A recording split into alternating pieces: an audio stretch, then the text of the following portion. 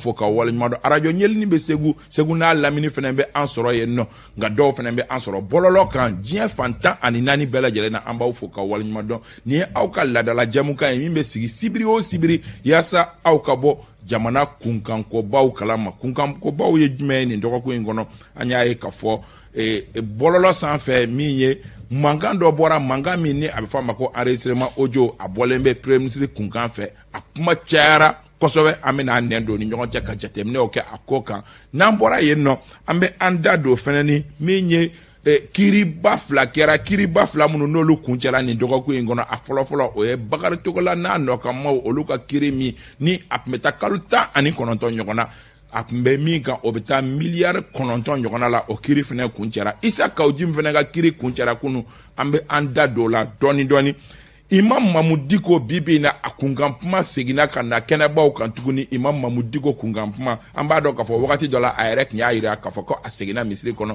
nka a ka jalajɛ kɔfɛ dimanche tɛmɛnen o kɛra sababu ye i b'a dɔn k'a fɔ Mamou Dicko a tɔgɔ seginna ka na n kɔ tuguni fan 14 bɛɛ lajɛlen na foyi tɛ fɔ ale tɔgɔ la kuma kɔ an bɛ n'an nɛn don ni ɲɔgɔn cɛ nka yanni an ka don ni kuma ninnu bɛɛ lajɛlen kɔnɔ waleya gɛlɛnba kɛra Banjangarakaw fɛ yen kunu an y'a kibaruya sɔrɔ k'a fɔ ko mɔgɔ 30 damadɔni hali n'o y'a sɔrɔ a kunnafoni bɛɛ lajɛlen dafalen tɛ yen nɔ olu ntanyana o de hukumu kɔnɔ an bɛ na an nɛn don o ni ɲɔgɔn cɛ k'a lajɛ mun de kɛra hali n'o y'a sɔrɔ wagati laban ninnu kɔnɔ an y'a fɔ k'a fɔ dangari mana kɛ an ka jamana la a man di an ye ka an nɛn don o ni ɲɔgɔn cɛ o wagati nɔgɔni fɛ nka a bɛ wajibiya jamanadenw ka bɔ kunnafoni kalama min kɛra Banjangara kunu ka sababu kɛ kunnafoni tɛ bɛɛ bolo tuma dɔw la a bɛ kɛ bɔlɔlɔkanmɔgɔw miiri k'a fɔ ko kunnafoni bɛ bɛɛ bolo a nɔgɔni fɛ a ka kan jamanadenw bɛɛ lajɛlen ka kunnafoni sɔrɔ an ka maa welelenw sɔgɔmada in na Yusuf Sisoko Info 7 maa ɲɛmaaba dɔ Yusuf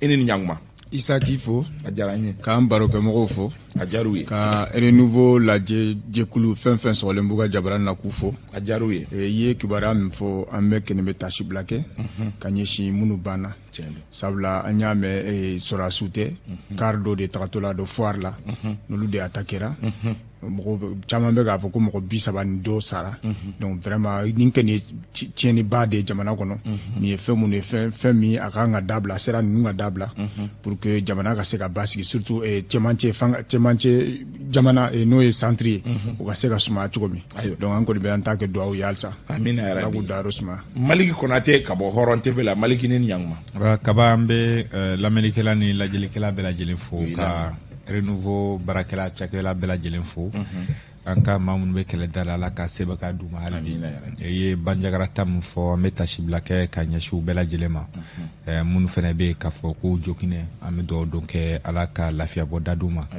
bon kuma caman komi i y'a fɔ cogo min na fɛn caman bɛ ka fɔ bɔlɔlɔ sanfɛ nka i y'a fɔ cogo min na kunnafoni labɛn baara kɛ ni source officielle ye bon kunnafoniya caman tɛmɛna dɔw ko mɔgɔ 8 dɔw ko mɔgɔ 7 waati dɔ dɔw ko mɔgɔ 13 an bɛ waati min na komi sa dɔw bɛ ka 33 fɔ nka ɲinini kɔfɛ ne yɛrɛ ka niveau la an kɔni ma kunnafoniya jɔnjɔn sɔrɔ mun bɛ se k'a jira k'a fɔ mɔgɔ hakɛya joli don kɛrɛnkɛrɛnnenya ma o bɛ ɲɛɲini dɔɔni ka taga nka fɛn min don fɛn cɛjugu don parce que a kɛra sira mun kan maaw ka b'u ka sigida la k'a fɔ k'u bɛ taa sugu la olu ka kunbɛn ka se k'olu jeni tancogo la fɛn min don fɛn cɛjuguba don wa an ka lakana tigilamɔgɔw ka se ka wuli ka jɔ sugu bɛɛ lajɛlen kan ka kɛ cogoya min na maaw bɛ se ka lakana u ka sigidaw la ani fɛnɛ n'u bɛ bɔ u ka sigidaw la ka taa sigida wɛrɛ la u ka se ka lakana cogoya min na basigi bɛ se ka na an ka jamana kɔnɔ Mahamadu Kanu ka bɔ radio Kilelu la Mahamadu i ni ɲankuma bi fo sisan an bɛ lajɛbaga ni lamɛnbaga bɛɛ lajɛlen fo ka Togo ni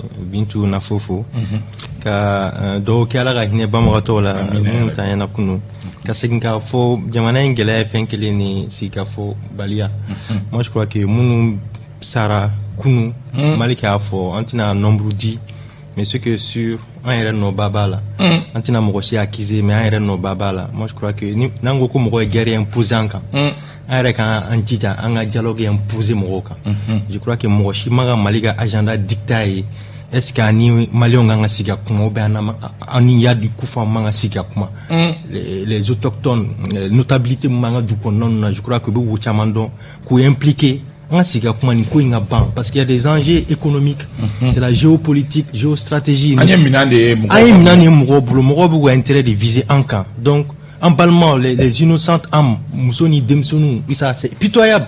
Vous voulez continuer qu'à ça, quand est-ce que cette effusion de sang va s'arrêter? Donc il est temps que les autorités s'assument. Beau et Taninga Segibala, c'est vrai, au équipement, c'est très bien. Mais honnêtement, Wati dosera ça, ni le boy ngajo. Munumga ke, anga sikanga kuma ni ko inga banti sa beki yera soro. Dokera, isa wallahi dokera. Salif. Mali acti nyama. Isa ame fulla se on la jabara ba na la me bara bela jali. Isa bajangara tayna femiene dabali bandoni. Miyani nga kuma damna folo meta shiblake. Minu fatura ala ga yafa kuma. Minu mangene ala ga lafiya dulu. Mais isa femiene dabali ba ko ketchkui. Parce que nye jamunu nye anye jamunu ye bololoka. Isa nibayira ka foko adamadiya yɛrɛ t'an bolo adamadiya yɛrɛ tɛ dalabili parce que fagali kɛra cogoya min na diinɛ kɛlɛ k'a fɔ ko non sisan diinɛ ma fagali fɔ diinɛ ko ale silamɛ man ka di mɔgɔ faga kuma tɛ buna adamaden k'o faga cogo la isa non nin ye maɲumanko dan do dɛ nin b'a yira ko hinɛ banna adamadenya banna isa n'an ma fɛɛrɛ kɛ isa an bɛ ka se yɔrɔ dɔ ma a bɛ fɔ yɔrɔ ma ko point de non retour ni an tɛmɛna nin kan quoi a tɔ ye dɔrɔn an ka ɲɔgɔn faga ɲɔgɔn tigɛ ka ɲɔgɔn dun de ala k'an kisi donc il est temps mɔgɔ que ça soit i bɛ se fɛn o fɛn na an ka wuli k'an jɔ nin ko in bɛ se ka dan sira la cogoya a kana dan autorité dɔrɔn ma a kana dan autorité dɔrɔn ma i kɛra dugutigi ye o i kɛra diinɛ ɲɛmɔgɔ ye o i kɛra min bɛ se ka fɛn o fɛn kɛ yaasa nin ko bɛ se ka fɔga bɛɛ bɛ se ka kɛ an yɛrɛ dama au moins an yɛrɛ dama ni ɲɔgɔn cɛ min bɛ taa ka ci la o ka se ka taa ka ci la ka sɔrɔ basi ma sɔrɔ sinon an bɛ yɔrɔ min na vraiment isa ne yɛrɛ n yɛrɛ ɲininka n ko mali min bɛ fɔ mali ye se o ye nin yan an bɛ nin mɛn jamana wɛrɛw de la hinɛ bɛ min makari bɛ min isa nin ko ye ne dabali ban kun ayiwa an bɛ an farati kosɛbɛ ka sababu kɛ ko mana kɛ yɔrɔnin min na ni i y'a di an kunnafonidilaw ma kuma dɔ la n'an ko k'an bɛ fɛn dɔw fɔ kuma dɔ la a bɛ se ka kɛ kuma gasimaw ni fɛnw ye an bɛ siran a kumaw ɲɛ o de kama a kuma waleya ma jɔmaya tɛ foyi tɛ nka ne b'a ɲini an ka a kuma bila nin yɔrɔ la tantɔ ne bɛ n ta fara aw ta kan jeli bɔn cayara a fana bɛ tile damadɔni bɔ nin kari kunbɛ ko kuma in bɛ ka fɔ Bandiagara yan fan fɛ nka waleya ma kɛ ka se k'a kunbɛ o la an bɛ wele bila jamana marabagaw ma u ka ko bɛɛ kɛ ni alerte dira yɔrɔ minnu na Bandiagara kelen tɛ yɔrɔ wɛrɛw b'a la minnu alerte bɛ di k'a di wuli tɛ kɛ ka o yɔrɔw magɛn jateminɛ ka kɛ o kow la walasa min kɛra Bandiagara o ɲɔgɔnna wɛrɛ kana kɛ ka n ta fara o ta kan an bɛ tasi bila kɛ ka ɲɛsin furew bɛɛ lajɛlen ma minnu banana jamana k'a lajɛ ka u wakiliw kɛ u ye ka sɔrɔ kɛ se foyi tɛ sɔrɔ a tigiw ye o filɛ yɔrɔ min na komi sisan wala an bɛ dugawu don kɛ ala ka lahara sɔnsumɔw ye an bɛ don an ka bakuruba fɔlɔ kɔnɔna la bakuruba fɔlɔ min ni an y'a ye ka fɔ bɔlɔlɔw sanfɛ alamisadon bɛɛ lajɛlen tulo ma jɔlen bɛ wagati min an y'a ye ka fɔ audio dɔ o folofolola bɔlɔlɔw sanfɛ audio min ni a bɔlen bɛ Prentis Choguel Kokala Mayiga ale mankan fɛ n'i ye jateminɛ kɛ i b'a ye ka fɔ kuma caman b'a kɔnɔ nka Malik yanni an ka don hali fɔn yɛrɛ kɔnɔ n'i ye audio in forme ta ka jateminɛ ani ka mɔgɔ kumakan ta ka bila réseaux sociaux sanfɛ i b'o analyser cogo di. Kaba c'est condamnable d'abord c'est même interdit a kɔnnen don an ka sariya sɛbɛnw na k'a fɔ ka mɔgɔ enregistrer ka sɔrɔ a tigi t'a kalama hali n'i y'a sɔrɔ k'a fɔ i tɛna bila bɔlɔlɔ sanfɛ i tɛna bila yɔrɔ wɛrɛ foyi sanfɛ nka ne de bɛ conversation dɔrɔn na téléphone na o ye téléphone ci ye k'i ka kumakan ka enregistrer a kɔnnen don k'a sɔrɔ ma diya ɲini fɛ hali n'i bɛna maa ka kumakan ka maa ka appel bila haut-parleur la c'est-à-dire k'a bila i kan ka fɔ a tigi ye karisa i bɛ haut-parleur la donc ka yamaruya ɲini a tigilamɔgɔ fɛ parce que a ka taa dɔn ne y'a sɔrɔ a ka kumakan bɛ ka taa fan wɛrɛ fɛ donc fɛn mun don fɛn cɛjugu don a kan ka kɔn nka mun de nana ni nin an ka jamana kɔnɔ parce que kaba n'i y'a jateminɛ a bɔra fɔyɔrɔ jan de a entretenir nanga jamana kono ni ya ta kala je ka ta banjugu dumbiya ma o ka video an ka fo entretenir na o fatara ka ta kaso ka sama bollo sanfra ka bo banjugu dumbiya tala kana rasbachi la ka bo rasbachi la kana le ministre Ben Barkala ka bo Ben Barkala kana non le ministre Ben Katra ka bo Ben Katra la kana Mohamed Saleh la ka bo Mohamed Saleh la kana si Karim Keita ma ka bo Karim Keita la kana se fo Clément ma ka bo Clément na Karim ga donc me bla voilà di mo ya voilà kana Clément c'est pas normal kana c'est Clément ma ka bo Clément na ministre mbe sano ministre de l'énergie et de l'eau kana som Etienne ta fene te kara kana c'est ministre actuellement le ministre de l'énergie et de l'eau ka bo la kana c'est Chokelma donc fait mundo kunu et a d'autres partagé au diarrhée mais et qui signe c'est plus la gueule de Foucault injustice ni impunité ni à entretenir il fait ne se ka être victime demain donc c'est pour cela que quand a kon ka kele il se ka kele tu crois fait ne ba kele o tu crois là c'est pour ça que do biye ka fo ibi ka fin do kele o ba fo ko no karsa juga de bikono mais au teo peut-être que FNB ka sera fin do renye et bi se que ti ski rodo la sa ka kuma do fo e bolo ka kuma ka be dan woro la mais dobeta obeta takata bla diembolo ka dobe moroba donc fem no fen chejugudo fem no fen condamno mo mi ya enregistrer atikla mo woni nyangi kaka aywa yana nga do fon kono forme non Malik ya tugomi je crois que franchement ninte konyumai a ko in kera wakati mi wa sura ma ke premier ministre je sais ka kera M5 kele wakati donc abe komi grena an rebe siga ambe kuma munu fon nyogonche ambe boro minike de façon relax be fem manana bafo donc il denga tla ko enregistrer ko ci franchement ça n'honore pas le Mali et ce n'est pas une bonne chose, ce ne sont pas de bonnes pratiques donc lui fait mouné vraiment manga et Mali qui a fait comme akanga kon c'est-à-dire que ni ntigere yera na ka identifier atike anga poursuivi de ka sanctionner parce que ni abe komi ibega do mo ga vie privée là il ga kuma munute kuma sebe yolu photo là ou il ga vie privée de o katla ko lu fli bololo sanfe ka ke kani fait ampleur bandama je crois que ça dit que munube a ni pratique swing ou ka ça dit que projet aurait des bouts non projet mi pour déstabiliser le Mali parce qu'aujourd'hui premier ministre veut placer mina Choguel veut placer mina bi ni en soubo ça c'est pour non seulement le discréditer mais aussi discréditer le Mali et affaiblir même la transition moi je crois que ni FM ni peut-être à mettre à fond salif et mi yere bololo kan kuna fonu o spécialisé à forme ebe muyo la kam ko ka makata kabla réseaux sociaux sans fait bon isa ina fo nunu ya fo chugomina feminu amai akonendo sharia bako sharia kura mi yere fana be sisan n'a fo ma ko loi sur la cybercriminalité o ko akoni yere drontere ali mami meke sababu ye ka chari na bora ni a partager ou bien nya transférer karsa ku nya il se camine ni nya abla au manja nyona pratiquement au ben kelen sharia bu donc moka u jantu kosobe ambe bololo ka mo be feno ke u bolo uta mine ko bayi mais ko do ko munu mesaka tani dia dongo do nakara daga bawli abitani kasula wana dun tarani kasula I jota la chini donc ni ye femiye ibanga partager ali isa emine ka kuma ni vocal cinema yamara tene bulu ko vocal transférer Mamadou Kanma soro nema ega yamara ni ka fo isa meni ka vocal ci Mamadou Kanma ega fo awo donc il faut que mo go yoro famia ka fodro nya ne ma ke ne note ne ko ne partager allié j'aime ta publication ka il concerne le donc faire ce que be en plus c'est pour la bonne cause isa parce que bi avec un foko Choguel de do Etienne ta mo ni son jara wala ma Karim ta do ni son jara la mais sini arse ka foki fado be sini arse ka ki yere do donc ibe kokula ko mi pratique nyumante isa o kele ibe se ka kele chugo la kele tento donc amba fo mawi ibe fenye ibe mi partager internet ka iki dija avec fenjele iki dija a faire source no ya boro o kwa ke boro mi ndonendo ayo Mamadou Kan bon c'est vrai que bon nous y a befo kaba c'est regrettable mais ni be mu faudrons en tant que personnalité publique Choguel do abseka ke on irait faisons très attention mais yoromuna parce que mo ban suit en nité be et donc en ko kadi do fana olu te fengani non ni be kuma chugo don kuma yoro don et be kuma mun fo ajatemne Shogel Kaka te balné là parce que Shogel c'est un grand animateur, il est passionné de Bakada et Aleka Baroere Malibaro de Aleka Baroe. Donc moi quand il y a en face de toi un homme d'état comme Shogel avec un Jamana histoire oufié, peut-être la petite qui s'est enregistré. Effectivement ça lui fait mou fort. La protection des données personnelles, je crois qu'il y a la loi mais sauf que ça lui fait rendre fort, moi je partage pas, c'est aussi que ça dit que n'a la bololoka.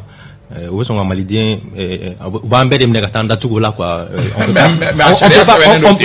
pas empêcher les gens de partager. Ça c'est impossible, à moins que nous réseaux sociaux c'est impossible parce que d'abord comme kama soit Youssouf Afaka qui la mort retient. L'autre aspect de la chose peut-être aussi pour discréditer les acteurs du mouvement démocratique. Ça aussi c'est possible. Parce que révélation qu'on a là, ça les discrédite. Moussa. Donc, Ahmed de Fong, on a ni directement. Ok, y a pas de Ahmed de Fong, on a ni directement. Ni, quand on jette, il va y avoir fort. Quand il y a ce qui se là, il va y avoir fort. La bouche, il va être Kosovo, 91 acteurs ou Sénégalais Kosovo. Et bien, à fond, et analyser comment Shogel peut se permettre ambe wakati mna iko misaka kumata uluma.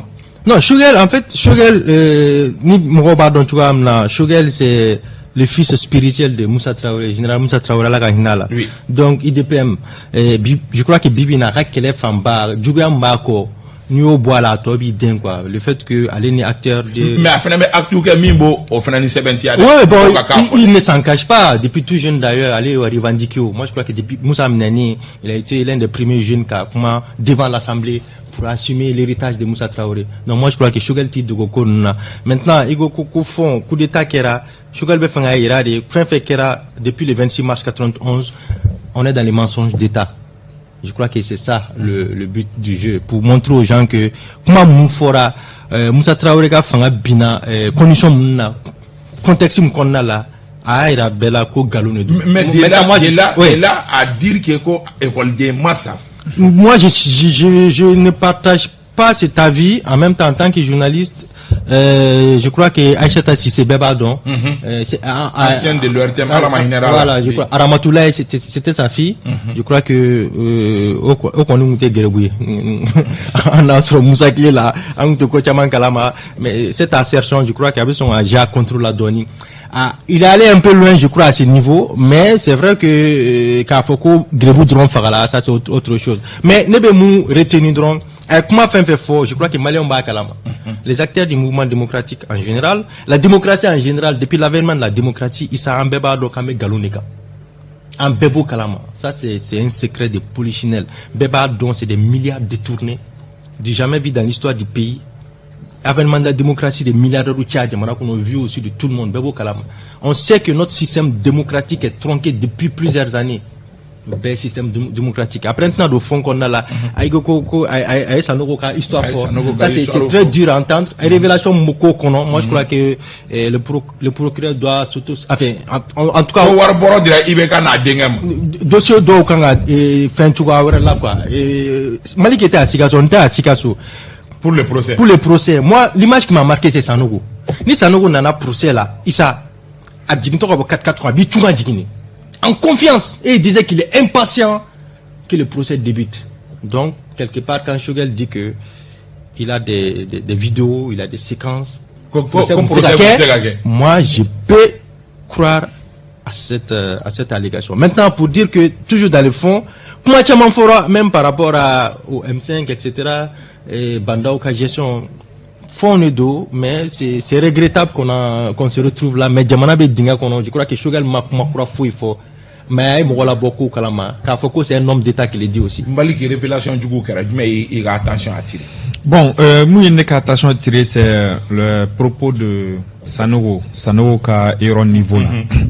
Je crois que ni témoignage sugube jugement ka ketan katlaka au bakle kabla ne ba fo Sanogo nga projet alni asura kuma kamali sori nga bakilela ka bla mais kiri ma kɛ critique to ko yɛrɛ yela c'est à dire ka critique a ɲɛ kan John Jo b'a la John Jo t'a la hali ni y'a sɔrɔ a ma mun na k'a lajɛ k'u ye sariya mun ta ka se ka ma mun n'o ye jamana ka bila basigi kama ka bila parce que ni révélation b'a yira fɛn caman bɛ yen nɔ maliyɛnw tɛ mun kan hali ni dɔ la jamana yɛrɛ bɛ kulo ma parce que fo ka taa fɔ ko Faransi yɛrɛ nɔ b'a la ko Faransi tun bɛ fɛ ka Sanogo kɛ donc cela veut dire tout simplement an tɛ se ka nin bila tan parce que olu fana tɛ se ka na an ka jamana kɔnɔ ka fɛn dɔ kɛ fɛn mun na ne y'a sɔrɔ o ma kan ka parce que le Mali est souverain olu tɛ se ka bɔ cogo de ka na fɔ cogo o wagati la hali ni y'a sɔrɔ Sanogo coup d'état kɛ c'est un coup d'état terme of ton crime imprescriptible mais quand même olu tɛ se ka wuli k'a fɔ k'u bɛna Sanogo faga n'o o prévu bɛ yen o man ka bila ta o kiri kan ka tigɛ de mun jo b'a la o kan ka bɛn mun jala en même temps maa minnu fagara il faut ka ɲɛfɔ a fɔra k'u filmer la n'u filmer la vidéo bɛ n'a vidéo bɛ yen nɔ a k'a labɔ c'est vrai k'a da sera hali Youssouf Traoré ma. Oui, maintenant, Kaba, et quand il y a photo comme na, Sikasso, ni tu me Sikasso, et tu m'as donné ni pour ce qu'on fait Chamabé, quoi. Même les détenus, ça nous dit Chamabé. Ça nous, quel de la VOT là, escorte, escorte, bako, quel de la VOT de là. Oh, mais avec Jody Shogal, non, non, bon, t'as comme Jody Shogal, ma pas, Shogal est à ta faux, mais nous, n'a sur la B, à Calabo, quoi. Problème est, n'as pas Shogal tient, ma boulot, là, ça nous, dossier d'abord, Kaba, n'a mal à bord, Shogal est à photo, le mot, ne pas for 100 ans, qu'on fait pas la version faux, et on va continuer quand, moi, nous sera où le déonté, Kaba. Ni a mes rébellions bi, Mounedo, Moune rébellions de 91, est-ce qu'on le villa, ou le Ninamana Bia? Ils sont pas là? Mais où le déon ne peut continuer qu'à rébellion, ou bien qu'à Kundjumena. Parce qu'ils ont vu quelque chose, ils ont entendu quelque chose, ou ils font d'homme, ou ils font d'oyer. Soit furu na ko fendo kuru fala wala fendo do kuru somokola wala fendo furu ina ka foko nikera wala wi fendo yi wala bugu bla buga wuli bikakew mais ni koma ke ka jeya ka beka sharia dima maintenant ça dit c'est des antécédents a me fendo ke ku bla kefe shini machine ngena ma be wuli o fen jolbe jamana ngoro bibi na amba ke bi shina be wuli misala ta ko la dro ol ko amba bogo kaka jendo go abe wuli jendo go abe wuli ama mada wati no abe wuli mais fuko de kadabla ko ka jeya be passe après on va avancer maintenant ni ko ñu flene ka dan audio ngona ka dan dossier kilin droma ka dan droma dossier kanga laje ka la defen ka laje ni aso tiem par de vérité mbala ul ka te ka jebe parti galom ba ko ni ene aso accusation ko parce que problème na accusation de kerao karsain ke misal le juge Karambe ko tu ga conseil juridique oui c'est pas le juge Karambe mais maintenant tu comprends mais mu tu conseil juridique wati ambo do mais e fana na to ko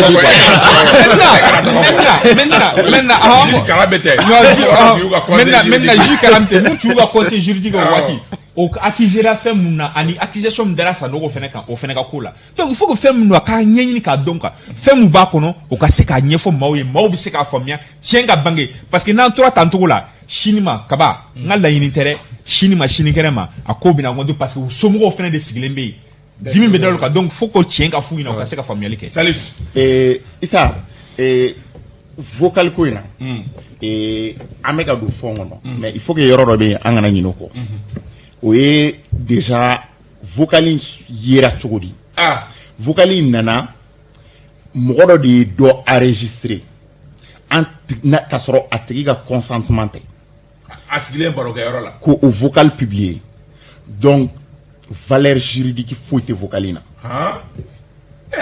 nin tɛ se ka don kiiri foyi la k'a fɔ ko nin de ye an ka prévu ye parce que a enregistré la a tigi ɲinama ne m'a fɔ sariya d'a fɔ donc du coup ni dossier nous la wulili kuma bɛ caya dɛ parce que sariya ko ayi o tɛ se ka kɛ isa hali ni a tɛ se ka kɛ foyi ye isa hali ni ne bɛ kuma la ni ne ye enregistré ka sɔrɔ e t'a kalama affaire bɛ e ni ne de ni ɲɔgɔn cɛ de e ye ko tiɲɛ bɛɛ fɔ ne ye mais ni le fait que n ye enregistré ka sɔrɔ e t'a kalama ni n taara n'o tribunal la wari bɛ ne na awɔ wari sara a bɛ na dɛ t'a sara n'an taara tribunal la ni e ko k'i ka wari tɛ ne la ni ne ko n ko n ka wari b'i la n ko ne ka prévu filɛ n ye isa enregistré o enregistrement in n'est pas valable parce que isa e ma enregistré ka sɔrɔ i b'a kalama. Donc o yɔrɔ de bɛna ko gɛlɛya dɔɔni o yɔrɔ de bɛna affaire ninnu la wulili gɛlɛya dɔɔni. n fura dama bɛ ka kuma dɔ fɔ n ko il est temps au Mali an ka récréation si la fin de la récréation quoi c'est à dire que jamana bɛ niveau min na bi ne hakili la ni audio sugu in c'est vrai a ye révélation minnu k'a la révélation grave dɔn mais Salif y'a fɔ cogo min honnêtement jɔnni tɛ nin kɛ Mali la de Maliki b'a kɛ ndogo Mamadou Kanu ba ke ne ba ke ba na la émission na jigina en bas de la radio am kuma be fami ina ke baro e gi denga ne ka kuma kan enregistrer ka tla go fengi am bo niveau de la choquer les munufo fe ya fi ka kuma kono bebo kalama kuma kurate o ama kuma kurafo no praire chaman donné quand il dit que ne version politique moko de berouju black kata mais wote kuma kurayo en plus wagati yoro do bala ba fo mina ko do mina Cheikh Marco ko angata kulba objectif yere ko mi dans tous les cas berouju ta ko c'est kuma kurayo Anya ere do ke attribue même la bastonnade de Djonkunda do be ka attribuer au-delà parce que c'est les gens de la Dema ou de je ne veux pas accuser des gens mais au kuma fora ka temo a tiedo tiete au kuma fora donc na akila ninte kuma kura ça dit que ninke kunyemi avec comme combat fla de Senabi mouvement démocratique ni ordre ancien ou de ka combat be Senabi parce que le fait que Shogel non justement anga temo de là parce que bi ni bede kan ki ka mi akil pas est-ce que Shogel est revenant go entretenir oui Shogel en réalité na ko mbese ka kan tuni Shogel est sorti l'angolon doké a kuma do fo tier la ou te kuma nyana mawi je reconnais ça mais franchement est-ce que ko Samba Jote ke la wéré ci kumwa amé niveau minabi aujourd'hui ceux qui veulent en tout cas le départ de Shogel c'est vrai c'est leur droit mais honnêtement est-ce que transition Mamadou Kane de la ka faka kuma kono mais transition est courte durée de n'entend que tu m'appelles ni ngolo madjan mbeni changer ou bien anga ni de premier ministre Clivant ni premier ministre de consensus be se ka autour de qui au Mali aujourd'hui non mais il faut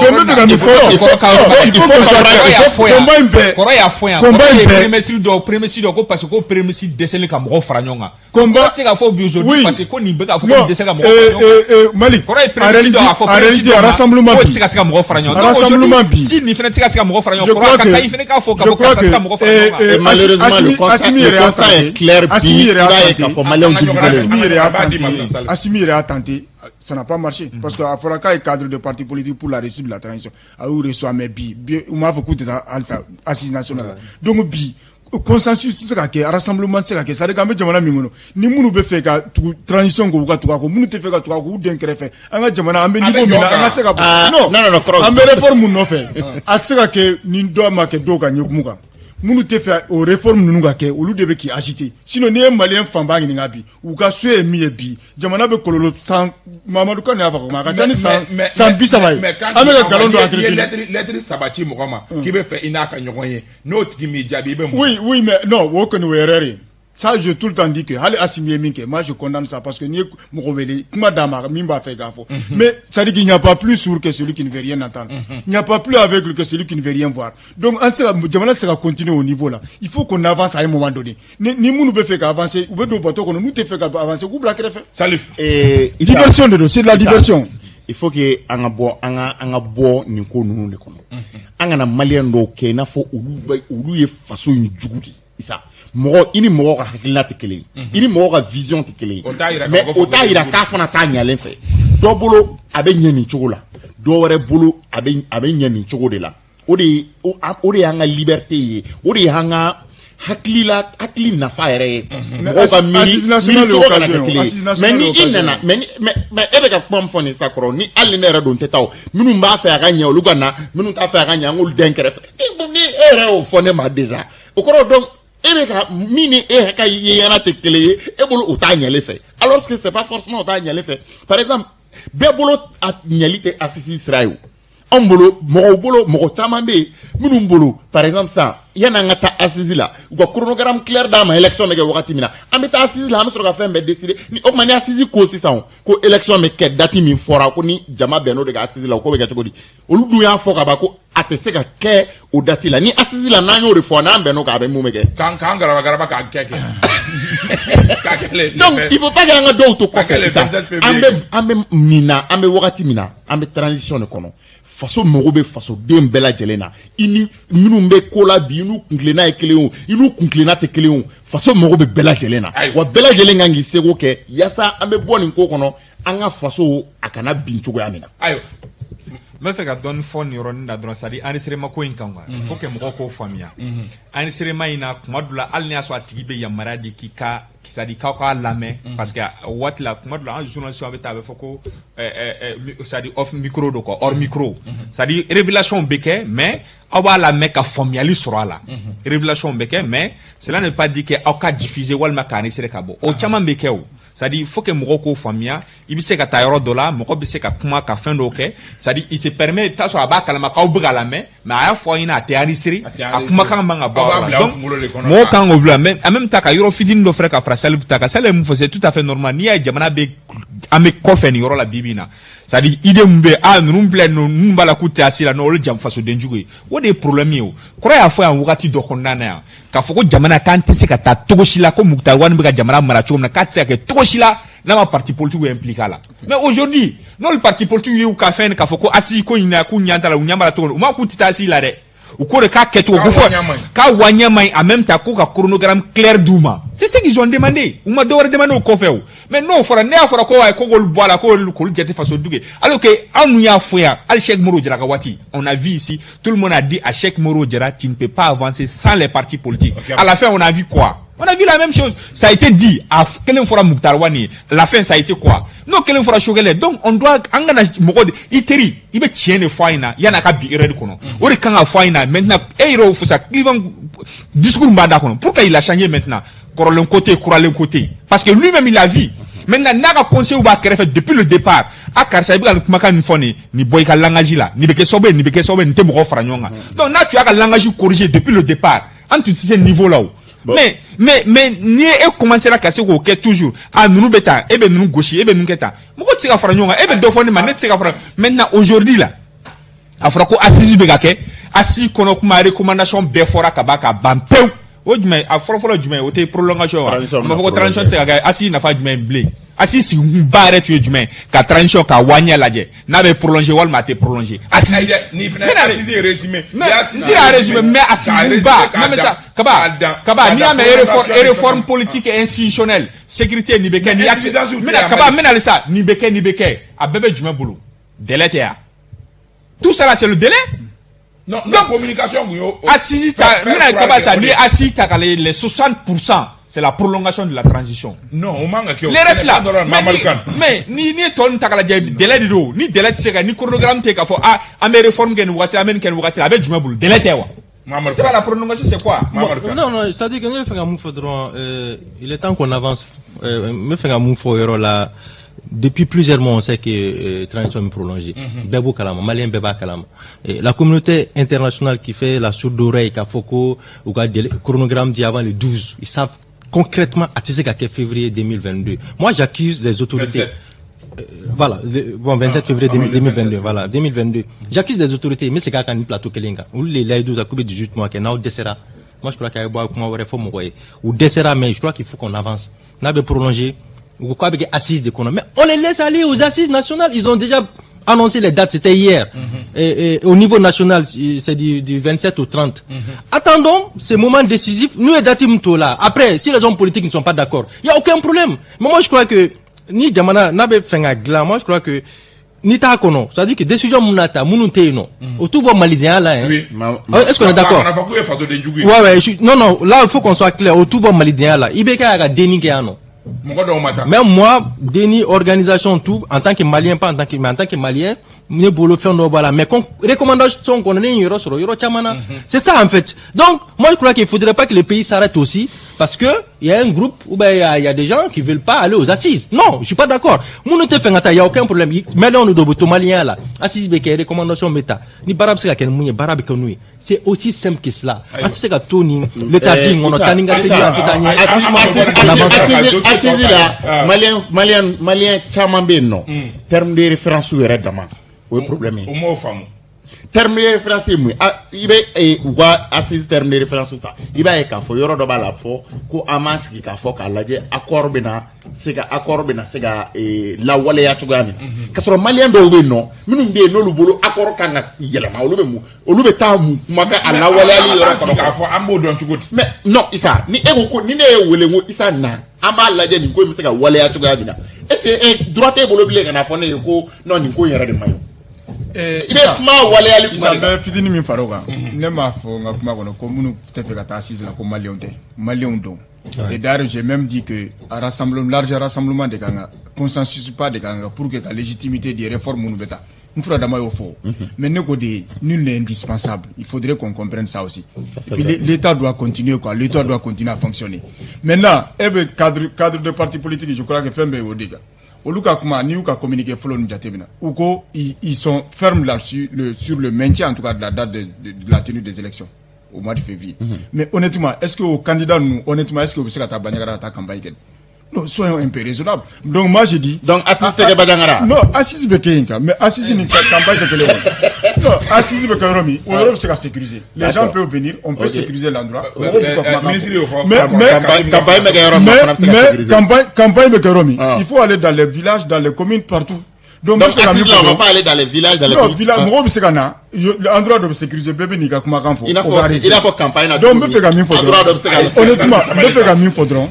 Angabo fenko là, ça dit que munu be ka ou ka droit de do. Ka futeta ou beta ou ka droit de do. Mais franchement, il faut que Jamana ka avancer parce que Jamana be niveau minapi. Jamana don sekena politique la politique politicienne là, ou go to follow une transition bana. Amitla ka nyon sero ba. Isa iba do moko ka mina ani moko te ka nyon famille. Ni iko moko ma connaît des élections qui est 18 mois hein ni 18 mois avec Souria isa ni a do élection te seka ke bo ika foko élection te seka ke 18 mois en be fait ni na para ayi o fana kuma wɛrɛ ayiwa an bɛ taa ɲɛfɛ an b'a ye k'a fɔ an ka dossier filanan kiiri ba fila o kun bɛ mɔgɔw kan nin dɔgɔkun in kɔnɔna la mɔgɔ minnu ni o bɛ tali kɛ Bakari Togola ani maa 11 ɲɔgɔn na o bɛ tali kɛ miliyari 9 ɲɔgɔn kan kiiri filanan o kɛra kunu juma yɛrɛ o tun bɛ tali kɛ Isa Kawujim ale ka kiiri o jaabi la an b'a ye k'a fɔ bere bina ɲangini bere bina Isa Kawujim ka k'a yira k'a fɔ k'a bɛ kalo 9 o kɛ kokoba 4 ni ɲɔgɔn cɛ nka a juru bɛ don a la ka fara o kan nafolo kasabi dɔ fɔra a kan ka min sara kalo wɔɔrɔ a bɛ o ɲɔgɔnna kɛ kokoba 4 ni ɲɔgɔn cɛ nka a juru bɛ don a la a bɛ to so an b'a ye k'a fɔ Bakari Togola ta a fɔra k'olu jabajɛra pewu an b'a daminɛ ni Salif ye. Ah bon, Isa, mi Isa Kawujim tay. Ni koyi. Ama balila. En plus, nebolo koyi kera chuga mina. Iba ye ka fo ni meke sababu ye Isa Kawujim yɛrɛ bɛ caman faamuya parce que Isa Kawujim a c'est vrai liberté do i ka kuma mais a tun bɛ ka se niveau dɔw la. Vraiment a b'a yira i n'a fɔ ale Tadi Mali, il m'a fait aller. Homme d'État. Voilà, il m'a fait donc au niveau, c'était vraiment nécessaire que Kokuna la Djogodola. Donc ni min kele fleni, ne bolo ni meke sababouye a rebe chama famille a rebe ski. Mais do dungo ko bingeraka. Bon, bingeraka isa net se go foko kiri tigara. Kiri tigara ba net se de na do yoro la mais c'est comme mingon fort oui qu'a fort déjà le fait que à bora il y a décret à boire CNT là ne bolo au mania parce que ni ou me décret à boire CNT là ou combat tout de fou affaire bidé ou me c'est au décret affaire ka banque mais pas seulement ko à bora ou ko décret avec Takabo ou qu'on a tout affaire Bakari Togola parce que il y a abandonné Bakari Togola est quoi Bakari Togola ka affaire là ça il va ka fo ni kana quelle leçon les Maliens parce que kuma chama fora mo chama yi fin chama fo wa ali mo wara ma fin chama meka fo donc il faut que mo ka don ko tant que kirimatique buna adamade maoma ni i kodof mbika i menena itara détention préventive là tant que kirimatique ka fo ki nobala ite zone yi manga wele zo a fo de mako présomption d'innocence bekani janto yorola Mamadou Kane. Ouais, c'est madame nen Bakari Togola ça c'est vraiment regrettable anga jamana en kono kaye ka fo nta chien folo nta chien flana on est ga milliard be chien fatala batala ati elle n'a sans faire digna dugmanta do tikitala ça dit mo chite fouille sur mali monala donc à faudron Bakari Togola moi je me rappelle à Konkabe cochon sera 3 milliards à un moment donné, parce qu'il a mené depuis septembre 2019, oui. Il a fait 20 mois en prison. Maintenant, moi, Bakary Togola, il doit demander réparation. Oui, pour préjudice, parce que Nisera Kebe avait mon homme. Mais, Foula Teissa, c'est-à-dire Malik Erane et Toro Kamadron, mandat de dépôt. Dans les autres pays, on voit les gens sont emprisonnés, mais avec sursis, quoi. C'est-à-dire que, peine, c'est aménagé. Mais on a peine, comme Salif l'a dit, c'est les détentions. Il y a affaire au tien, il y a Sénéco tien, il y a élection tien. C'est les détentions préventives. Donc, à faut toujours, il y a la présomption d'innocence. Maintenant, faut être noble, la même nénari. Mais le fait qu'il y a un tabac casson, il y aurait un problème. Parce qu'après, il est beau, blanc comme neige, il n'en faut pas là. Ça trouve qu'il y a fait un métier comme tu viens de le dire. Regarde le cas de Bakary Togola aujourd'hui. Parce que moi, bien sûr. Alors que, il m'a kasoke qui il n'a pas fait, il y a kasoke qui veut miner follow, il y a une kiriba. C'est la différence avec les autres pays. Embouillé, les gens emprisonnement avec sursis. Mais Minali ne fait un cas de population. Ouais, mais autorité quand on a deux côtés solution yo. Oui, quand on là gauche tu vois de là. Après pour le buzz quoi, ma faut tu vois maintenant. Issa Kaoudim, bon, c'est regrettable. C'est une chute pour Issa Kaoudim. Violation de la liberté d'expression parce qu'à Minana Orikama. Même si moi, mais c'est quelqu'un qui m'a ne vraiment délégation à et Salif l'a dit tout le temps, il est exhibérant, il travaille minuit, interview vidéo, tout ça c'est pas bien. Mais après, quoi parce que là, c'est vrai, c'est avec le sursis, mais le fait qu'il y a Kabo CNT a réduit, bon, il devient un ennemi de la République. Des héros en zéro. Maintenant, non, c'est maintenant un ennemi de la République.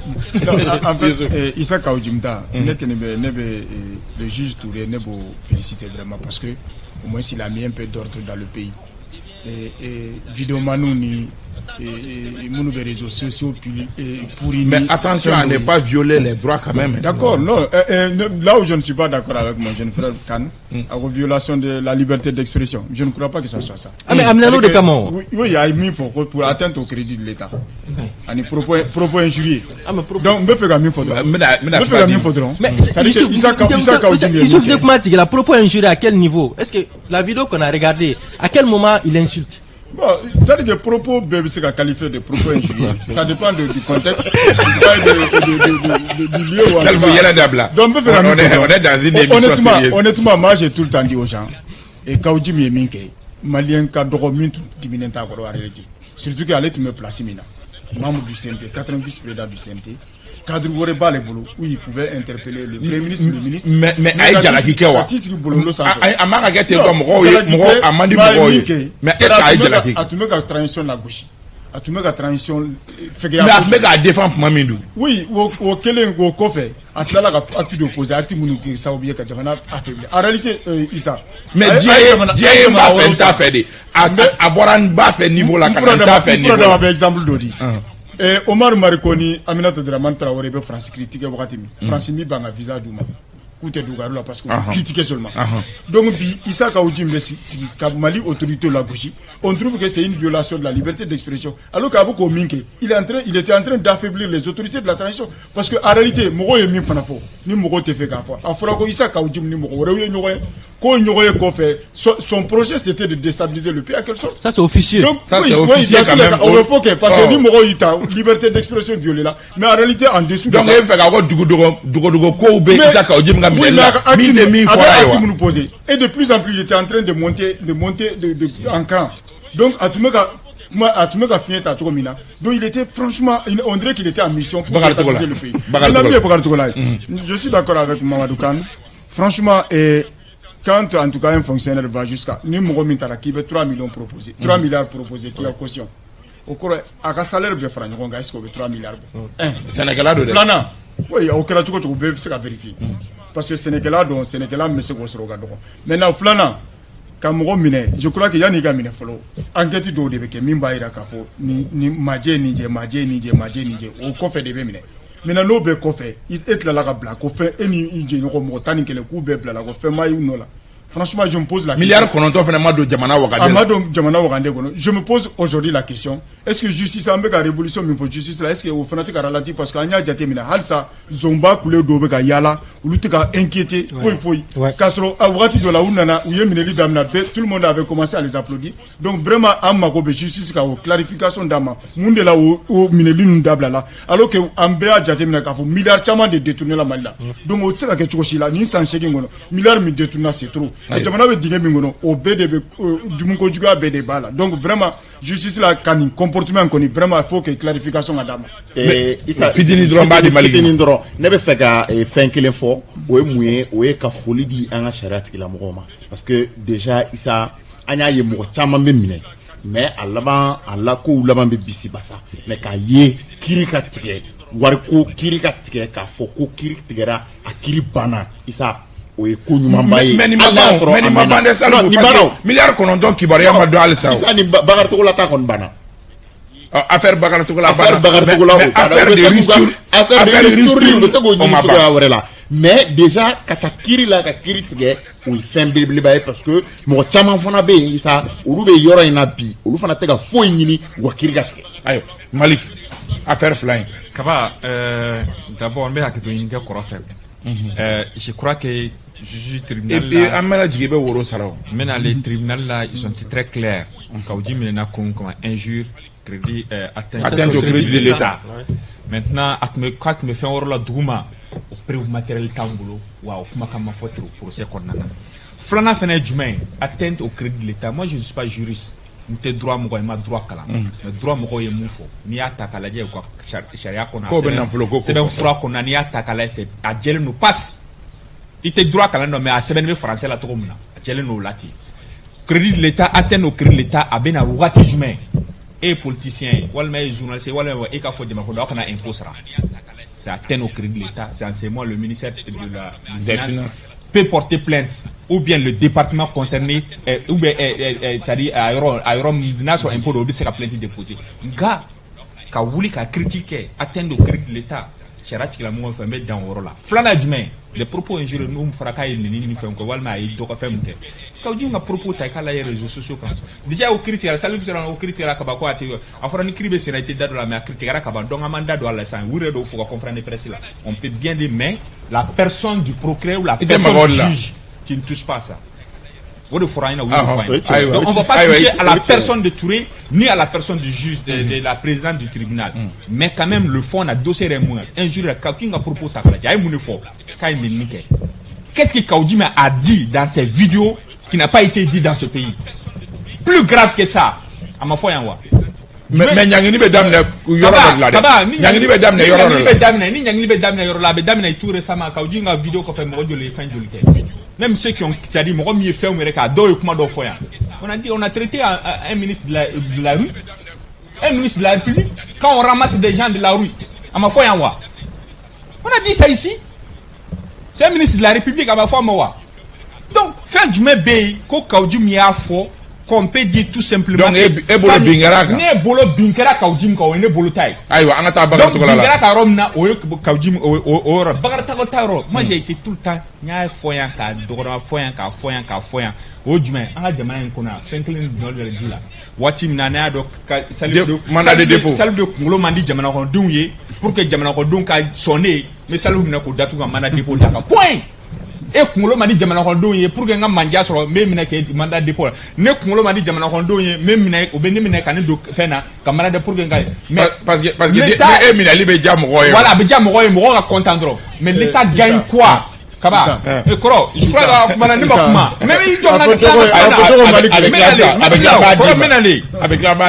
l'État gagne quoi? La prison, c'est la dernière position. C'est l'exception. C'est-à-dire, prison, mais là, souvent, ni me condamné qui veut tout surveillance là. Parce que chargé d'offre de prison, chargé d'ordre. État est chargé d'ordre. C'est une perte pour l'État. Chargé d'ordre, mais chargé à assumer. Voilà. C'est une perte pour l'État. Et nous, tu as like Kalo Djoloube fait Kalo Muga Obe Kasola. Mais où est bon na fin du la ou ka fait na moun tu na ne aso ou jama rek mi se ka na fa soro la o kele flana fene jumɛn et je me faut ko prévouter mais ko ba jamana bon na folo la mais no prévu betu nyini na folo nu ka tambe di pour que jimana dépôt be da ko pendant 2 ans pour o kunye jumɛn pour que prévu nyini ka fɛn fara nyonga o yamara dili le procureur ma. Donc au lieu sangler kalo damaro on va preuve faux sur. Mais juge de faux. Le juge a été très clair, prévouté. Malik, en même temps, mais Kaba, observe que tu dis, mais dans le mettre là, c'est l'État qui perd. Jamana Gondo me compte à vous car ça menena ka datu. On lui fait perdu parce qu'on comptera pour rien. On comptera pour rien parce que tu as menena ka datu. Combien niveau minasta, plein de tout mina. Ni bagar to la boulot si ça ko aller fana tonyona. Allez c'est la plainte déposée Jamana contre là. Et il va gagner. Mais avec ça au procès gagner. Ça mou me digi mo la. Wati na bagar to la ka be 3 milliards sala 3 milliards caution. Quoi il ka kan. Malé Jamana ere bon c'est ça, en boulangul le borala. En même temps, on se plaint, on se plaint, on a école so main, on doit trop so main. On va rouber chien tikité il y a un problème, sérieux problème de compétence. Honnêtement, il faut que Jamana ngono réforme nga lancer à tous les niveaux, même au niveau de la justice parce que là franchement, en fait pour qu'on abonne ngono, de fait quand même faut dogo maliki. Baga tetene ne mo parce que nous on n'a pas géré. Fin minana, atike gestion que kateme. Il faut le flana. La justice n'est pas exemple de reprocher. Où il y a une fois qu'il faut y la justice est en train de recommander. Mais c'est qui est sûr, on sait que tu es là. Donc, ni fait mibé, on me fait coder. Donc, sinon, on a beaucoup de monde qui a fait chasse aux sorcières. Ce n'est pas vrai. Oui, je m'en ai géré, ou a fait me reprocher ou la fra. Ayo, ametanga bakuruba sabana obetalike. Imam Mahmoud Diko mina segina kana kenaka bibi na toko bebela jelenda.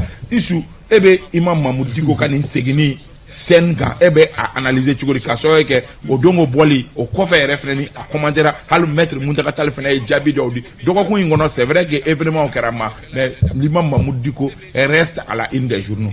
Oui, en fait, d'abord, Imam Mahmoud Diko va Mandiko, c'est vrai parce que partisan on béo, l'autre fin de famille. Là, le journaliste suis antes sera fait quoi. Donc en fait, Imam Mahmoud Diko quand il sorti.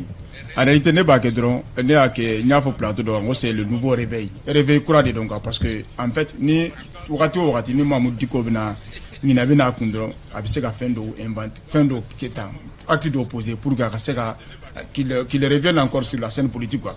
C'est-à-dire que ne Fradamaya fo même comment Mahmoud Diko pas en tant qu'imam mais en tant que leader politique. Hein? En réalité, c'est-à-dire que Anga Noko Boko là ça Mahmoud Diko était leader politique. Et dit qu'il est irréligieux. Non, c'est-à-dire que comment Deo avec discours maintenu c'est un discours politique. Ouais. Ça il faut être clair. Nogoto là quoi. Ouais. Donc ni leader politique de là, on va critiquer en tant que leader politique, pas en tant qu'imam. Maintenant à Minke, Anya Jatemna Fradama parce que lié à l'M5 qu'elle est Jatemne. Mahmoud Diko rôle bas de jeu. Au rôle il faut faire autorité morale. Maintenant au Kofe, Anya et gouvernement Misgira. Nous Moktara et révélation mon calé de Mokhtar Wan propose. Pourtant wakati la do ye do Bouja la comme Mahmoud Diko ma foi ma foi. Donc au lieu de faire mouni, en réalité ni leader politique ni il veut comment des fois comment Mali on me sait même Fabien. Avec comment monophobie. Vraiment avec comme Mogobe ka révélation do OK. Kodo kirila ibe fait ko kuma ofo. O de Mahmoud Diko ka en tout cas ni meeting ne abla o de cadre kon. Mais me fait ka même faut ka kuma là. O de ka fai. Vraiment il est temps à Kukabita Misiri là, Kato Misiri là. Franchement parce que Bibi Doral Mimeradala. On le voit souvent en tant qu'imam au Dorali au Yambe kuma shulende quoi. Donc vraiment n'a ce qui d'abord kuma ina vraiment politiquement là. A consacré seulement à sa mosquée. Mamadou Kane Akoka et 10 millions sur Akoka le et Mokhtar Wan nommé Akoko fin chama. Moi je n'ai pas aimé. On est à point de vue, on est à Clinatari. Ça a sorti. Ouais, pas du tout parce que comme Youssouf l'a dit, n'avait Misiri Kono avec Kutubake, mais n'avait espace public en Kabla Tefou, Bada Tefou, Arisate Kalan, Kouranate Kalan. Je crois que discours politique donc c'est un acteur politique. En même temps. Acteur politique. Non, je le rejoins même là où je suis pas d'accord avec lui, car Ato Misiri Kono, on est foutu Dougolo Meleke, imam Tato Misiri Kono Tougoni. Parce que imam, depuis l'avènement de la démocratie, depuis 91, Amipi là, moi je crois que, et puis Jamana Be, Gelado Kona là, ni ne kada le fanaï. Il y a fait un rôle de jeu, oui, parce qu'il y a Goko, comment on fera, Digra là. Oui, à toi, tu es quand français, bien qu'on boulot, à quoi Bachita là, Abna, donné mon Nasugumi. Là, on y a même Misiri de Konan. Ah, ben bon, rappel Chamanke, rappel Munkera, mais trop fond, moi, j'ai vraiment pas aimé ça. Jusqu'à ce que Muntaka Tall, Muntekuma Kosover, Muntaka réagira. Moi, je crois que c'est une sortie ratée, ça, de mon point de vue. Salut. Et, Issa, Moroma, Yorodo de femme. Ni, Ambe Mina, Ambe transition, Mikonopi. imam ninnu de y'an lase nin transition in kɔnɔ olu de wulila ka fara ɲɔgɔn kan ka taa an wele boulevard la an ka taa fo ka na kɛ fangakɔrɔ taara Isa a y'o min kɛ ale de tun y'u ka autorité morale jama fanba in fana tun bɛ bɔ parce que imam bɛ yen journaliste bɛ taa jama fanba bɛ bɔ parce que imam bɛ yen donc u ye danaya d'ale kan donc ale y'an na sira min kan o de ye nin transition in sira ye an filɛ o transition kan Isa n'a ɲɛ bɛ kow la a tulo bɛ kumaw la minnu ti ka bɛn Isa ne bolo c'est tout à fait normal o ye jagoya n'a m'o kɛ dɔrɔn o jama min y'o danaya da k'aw ka u janfa a kan ka bɔ de ka kuma ɲɛfɔ maaw ye kow kɛra cogo min na mɔgɔw tɛ yɔrɔ minnu dɔn parce que fɛn caman tun bɛ ka fɔ a bɛ fɔ wariw bɛ kɛ tan a bɛ fɔ fɛn caman tun bɛ ka fɔ an tɛna an da don o fɛnw na o bɛɛ la k'o ɲɛfɔ mais a ye mɔgɔ caman ta to a kɔnɔ dɛ a ka o don o bɔli o ye mɔgɔ caman ka kuma to a kɔnɔ donc ne bolo c'était une obligation wa n'a kun ma bɔ fana a kun ye janfa kɛ ne bolo. Malik kɔnɔ c'est très simple ni ko in ka nɔgɔn kojugu k'a fɔ kɔrɔ ye k'a fɔ a ka to misiri kɔnɔ misiri in bɛ jamana dɔ de kɔnɔ wa le prophète Mohammed sallallahu alaihi wa sallam n'o ye mun y'an ka ciden ye n'o tun dara misiri kɔnɔ diinɛ tun tɛ se Mali la a bɔra ka kuma de a bɔra ka se mɔgɔw de ma a bɔra ka fɛn ɲɛfɔ mɔgɔw ɲɛna maintenant k'a fɔ n'i ye nin ta k'a lajɛ a ye révélation minnu kɛ kan tila ka Muntaka Tall fɛnɛ ka mise au point ta k'a lajɛ ka da ɲɔgɔn ma je crois que Muntaka Tall bɛ fɛ k'a fɔ a ye tɔw ta fɔ parce que a ko k'a sera Abdoulaye Idrissa ma a ko Muntaka t'a la mais a ma da don ani mun tɛmɛna ni Muntaka cɛ peut-être que Muntaka y'o mise au point fɛnɛ k'a yira k'a fɔ ninnu fɛn fila fɛnɛ ɲɔgɔn cɛ ale fɛnɛ ta bɛ yen parce que kuma dɔ tɛmɛna mɔgɔw cɛ mais mun ye Muntaka ta ye en quelque mɔgɔw kɔnɔ n'a fɔ hali ni Muntaka ko tɛ contre vérité mais mɔgɔw kɔnɔ k'a fɔ k'a ye kuma dɔ fɔ Muntaka ma il n'a rien dit de sur Muntaka. Rien du tout. Oui, il n'a rien dit de Muntaka. Il a parlé k'a fɔ k'a sera Abdoulaye Idrissa Maïga. Mais du fait que a ye candidat fɔ a ma Muntaka kan. Oui, peut-être que Muntaka bɛ fɛ k'a fɔ i ye nin fɛn fila fɔ mais ne nin fɛnɛ kumana kan. Donc o fɛnɛ ka kan o fɛnɛ tiɲɛ dɔ ye o fɛnɛ n'a ka tiɲɛ dɔ et nul n'est pas fait. Mais ni imam bɛ maloya n'o kuma ye parce que ale ye Muntaka janfa. N bɛ na le o. Ayi n bɛ k'i ɲininka o la ni imam bɛ maloya n'o kuma ye parce que a ye Muntaka janfa. N'a bɛ maloya n'o kuma parce que a ye Muntaka janfa o y'a ni Muntaka cɛ la maintenant n bɛ fɛ ka mun fɔ mais il n'a rien dit sur Muntaka ko o bɛ se ka fɔ ko nkalon ye parce que a ma fɛn fɔ Muntaka. wagati banna bitu lajɛ wagati banna. Oui n bɛ fɛ ka kuma laban mun fɔ dɔrɔn n bɛ fɛ ka kuma laban mun fɔ ka bɔ kuma na o ye fɛn min ye. Ce jour-là, à Borakma, nul n'est parfait. Avec comment nous faut. Il a dit, mais mouna comment nous faut mouma note tien. Il a beaucoup galouti. Il très rapidement. Je crois qu'il y a Yoron Dobino, Moutaka à côté Malik, Amata Toma, mais je peux me compléter. Imam Koreko et Lissi Muntara pour la primature, les 14 personnalités. Muntara Oka allé wele ka foyer, tu as le profil, tu as tout. Et de Bissega Kaye, mais après à Borale du Gukoro. Je crois que comment Bebo rôle là. Oui, ça veut dire que Issa, on fait comme pour Malik. Ningonga va tomber sur le depuis Moussa Traoré, Alpha Omar, ATT, je crois qu'à Dabé, il peut là. On va dans monsieur Ibeka à l'élection. Vraiment de grâce. Amba ufoka awali mado mawele Malik Konate kabo Horan TV la Youssouf Sissoko aleye Info 7 o manyama et Salif Diarra ale acti Mali acti manyama e Mamadou Kane kabo radio Clédou la ambe foli blakata Fanta Koulibaly FC Maser Sumi anga dong dalaba o bamso do chemuken kada e kosobe amba foka awali mado hakila jigina mi ye DGC mko okoku be grève la grève damne illimité kubo damne DGC voilà kube grève direction du commerce au syndicat moko kube grève damne denendo ko grève illimité ko ga da jaba kloka almami sagata ORTM na ambe ifo Mohamed Karambe ambe afo ambe tonton Nyang fo ambe Bella Jelen fo mi Yakuba Cissé yan fo Tombouctou kaw fe ambe afo Ben Barek encore ke jamuka kada fena ko sobe Bamsa Jogolojo ambi ifo ki walimado ka folidi Bella Jelen ma Julu Sissoko ambe ifo ki walimado ambe folidi aw Bella Jelen ma aw ka ambe dokoku natani jamuka kele ga Bintou Ndapo ale Mendega Karafela Ousmane Togo alepme réalisation la régie d'antenne Dramane Kone au Kambe Doko Kumera ni jamuka kele kene ka wasalam.